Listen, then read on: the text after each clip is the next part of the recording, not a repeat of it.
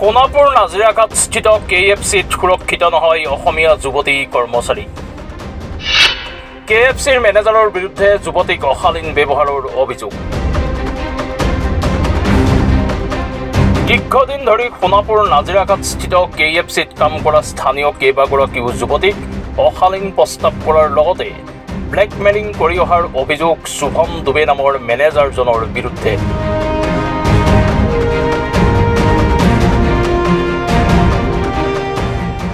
সেইটো হয় মানে এদিন মানুহজনী পিছফালে ৰখি আছিলে মোক, তাৰপিছত কফি খাব যাবনে বুলি লগ ধৰিলে, তাৰপিছত নাযাওঁতে কওঁতে আৰু চাহ খাব যাবনে আৰু লগ ধৰিলে, তাৰপিছত সুধিছে অলপ পাৰ্চনেলি কিবা কিবি আছেনে নাই বুলি। মই আৰু নাই কোৱাত তাৰমানে মানুহজনে অলপ খং উঠিলে।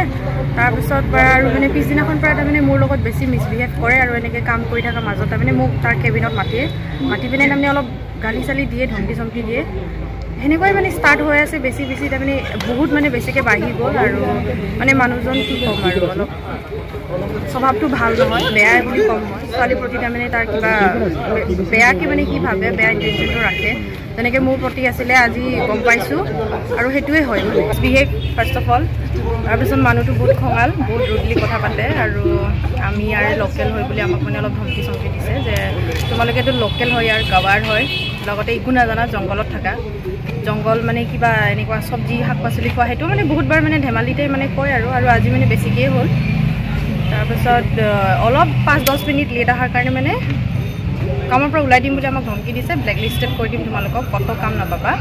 আৰু আমি যেতিয়া কৈছোঁ যে আমাৰ যদি কিবা হয়, যদি আপুনি কামৰ পৰা ওলাই দিয়ে তেতিয়াহ'লে আপোনাকো মানে কথাটো অলপ বেয়া হ'ব বুলি ক'লোঁ। তেতিয়া মানে সি ক'লে যে আমি RGM হয়, মোক ধমকি দিছে তুমি, চাই ল'ম তোক, মানে সেনেকৈ মানে অলপ ক'লে আৰু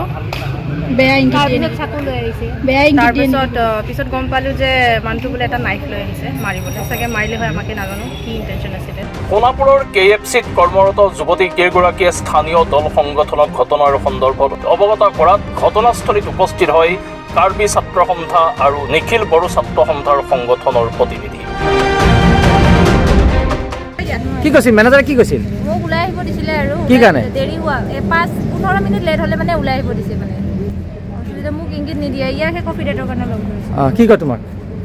এদিন মানে পিছফালে আছিলে মানুহটো মোৰ স্কুটিত, তাৰপিছত তাতে সুধিলে কফি খাব যাব নেকি মোৰ লগত। মই ক'লোঁ মই কফি নাখাওঁ। তাৰপিছত চাহ খাব যাব নেকি সুধিলে, চাহ খাব নাযাওঁ ক'লোঁ। তাৰপিছত বয়ফ্ৰেণ্ড আছে নাই বুলি সুধিছে, মই ক'লোঁ আৰু আছে, আন্ধাৰ ৰাতিত মানে। তাৰপিছত মানে মানুহটো গুচি আহিলে। তোমাৰ মেণ্টেল টৰ্চাৰ কৰি থাকে অকণমান?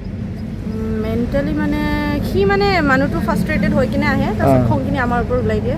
আচ্ছা। তোমাক কি বুলি কৈছে আজি অহা দেৰি হোৱাৰ কাৰণে? আজি অহা দেৰি নহয়, মোক আহিবই দিয়া নাই, কিয় আহিছা বুলি, পাঁচ কিয় মাৰিছে এনেকুৱা বুলি কৈছে। কেতিয়াৰ পৰা কৈছে এইটো কথা? আজি কৈছে, সেইদিনাখনো কৈছে নাহিবা আৰু কালিৰ পৰা এনেকুৱা বুলি কৈছে। কালি মই অফ লৈছোঁ, অফটো সি নিজে দিছে, তাৰপিছত কৈছে অফ মই ক'ত দিছোঁ এনেকুৱা বুলি কৈছে, ধমকি দিছে। ব্যৱহাৰটো বেয়া না? ব্যৱহাৰ বেয়া, বহুত ব্যৱহাৰ বেয়া। দল সংগঠনৰ লোকসকলে মেনেজাৰজনক জবাবদিহিৰ কৰাত মেনেজাৰজনে প্ৰথমে বাক বিতংগতাত লিপ্ত হোৱাৰ লগতে মৰণাস্ত্ৰলৈ আক্ৰমণৰ পৰিকল্পনা কৰাৰ গুৰুত্বৰ অভিযোগ উত্থাপন হৈছে। হয়, আজি দিনৰ ভাগত যেতিয়া খবৰ পালোঁ তেতিয়া আমি এপছৰ প্ৰতিনিধি আৰু আমি কাৰ্বি ছাত্ৰ সন্থাৰ প্ৰতিনিধি আমি KFCলৈকে গৈছিলোঁ। যোৱাৰ পিছত আমি গোটেই ঘটনাৰ বিষয়ে যুৱতী 3গৰাকীৰ পৰা আমি কথাখিনি লৈ আমি থানালৈ আহিছিলোঁ। থানাৰ পিছত আমি যেতিয়া সেই মেনেজাৰগৰাকীক আমি লগ কৰিব গৈছিলোঁ বা তেখেতক আমি এই গোটেই ঘটনাটোৰ বিষয়ে তেখেতক আমি এই আলোচনাৰ বাবে আমি যেতিয়া গৈছিলোঁ, তেখেতে এখন চুৰিল লৈ মানে কি এই যুৱতী 3গৰাকীক মানে কি আক্ৰমণৰ অপচেষ্টা কৰাৰ এটা সন্দেহ হৈছে। গতিকে আমি এটা আহ্বান কৰোঁ যাতে এই শুভম দুবে নামৰ ব্যক্তিগৰাকীয়ে, বহিৰাগত মেনেজাৰগৰাকীয়ে যাতে আইনৰ কোনো সুৰুঙাই দি তেখেতে সাৰি যাব নোৱাৰে। কাৰণ তেখেতে হয়তো আমাক দল সংগঠনৰ নেতৃত্বক আক্ৰমণ কৰিলে হয়, হয়তো নহ'লে যুৱতী কেইগৰাকীক। কাৰণ যুৱতী কেইগৰাকীক আমাক যিহেতু কথা গোটেই ঘটনাৰ বিষয়ে অৱগত কৰিলে, কাৰণ দীৰ্ঘদিনে এই 3গৰাকী বা অন্যান্য বাকী কৰ্মচাৰী, যুৱতী কৰ্মচাৰীৰ ওপৰত এই শুভম দুবে নামৰ ব্যক্তিগৰাকীয়ে বিভিন্ন ধৰণৰ অশ্লীল প্ৰস্তাৱ আৰু চেক বুজি মানে যিটো প্ৰাইভেট পাৰ্টতো হাত দিয়া বুলি আমাক যুৱতী কেইগৰাকীয়ে অৱগত কৰিছে। গতিকে আমি আহ্বান কৰোঁ আৰক্ষীক যাতে এই শুভম দুবেগৰাকীয়ে যাতে কঠোৰতম কঠোৰ শাস্তি পায়। অৱশেষত ঘটনাস্থলীত উপস্থিত হয় সোণাপুৰ আৰক্ষী, আৰু সোণাপুৰ আৰক্ষীয়ে আটক কৰে শুভম দুবে নামৰ মেনেজাৰজনক। সমগ্ৰ ঘটনাটো ক'ব গ'লে একচুৱেলি আমাৰ দুজন বন্ধু মই আৰু অধিভাষাৰে আমাৰ এপছৰ সভাপতি আমাৰ ডিমৰীয়া আৰু লগতে আমাৰ ভাইটি আছে এপছৰ অংকিত তো তেওঁলোকে একচুৱেলি আমাক মাতি পঠালে আমাক এটা ভিডিঅ' আমাৰ ভিজুৱেল এটা পঠাইছিল এই ভিজুৱেলটোৰ আধাৰত আমি গৈছিলোঁ আৰু ভিজুৱেলটো কি আছিলে যে KFCৰ যিজন তাতে থকা আমাৰ সোণাপুৰৰ KFC যিখনৰ এই প্ৰতিষ্ঠানটোৰ তাতে থকা মেনেজাৰ যিজন তাৰ নাম হেৰি আপোনাৰ শুভম দুবে তো এই দুবে যিজন ব্যক্তি দুবে নামৰ ব্যক্তিজনে তাৰমানে প্ৰায়ে তেওঁলোকৰ অশালীন ব্যৱহাৰ আৰু লগতে দাবী ধমকি দি আহিছিলে আৰু আজি তাৰে এটা ভিজুৱেল আমি পালোঁ সেই ভিজুৱেলটোৰ আধাৰত আমি এটা গ'লোঁ কিন্তু যোৱাৰ পিছত দেখিলোঁ যে মানে এই তিনিজনী ছোৱালীৰ ভিতৰতে তাৰে এজনী ছোৱালী নমিতা বুলি পেলাই নমিতা শইকীয়া তাইক মানে KFCৰ বাহিৰত ওলাই ৰাখিছে তাইক অফিচত আহিব কাৰণে তাতে KFCৰ এই সোমাব দিয়া নাই মানে তেওঁলোকৰ ৰেষ্টুৰেণ্টৰ ভিতৰত সোমাব দিয়া নাই তো সোমাব দিয়া নাই কাৰণে আমাক ফোন কৰি পেলাই জনালে আমি গ'লোঁ গৈ পেলাই দেখিছোঁ